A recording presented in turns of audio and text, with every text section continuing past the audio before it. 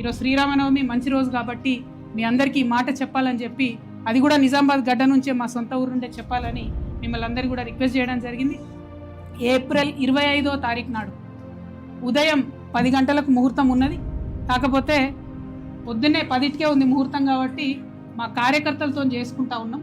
మేడ్చల్లో మునీరాబాద్ అనేటటువంటి ఒక ఊరిలో, మేడ్చల్లో మునీరాబాద్ అనేటటువంటి ఒక ప్లేస్లో ORR దగ్గర ఉంటుంది.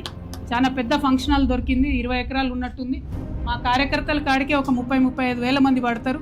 మిగతా జనరల్గా పబ్లిక్ మీటింగ్ మళ్ళీ పెట్టుకుంటాం పొద్దున 10కి కాబట్టి మా జాగృతి వాళ్ళు సిస్టమేటిక్ కార్యకర్తలు, ప్రతి గ్రామంలో ఉన్నటువంటి జాగృతి కార్యకర్తలు, ఉద్యమకారులు, ప్రజాస్వామ్యవాదులు, ఈ రాష్ట్రంలో రాజకీయాల్లో మార్పు రావాలనుకునే వాళ్ళందరినీ కూడా మనస్ఫూర్తిగా ఆహ్వానిస్తూ ఉన్నాం.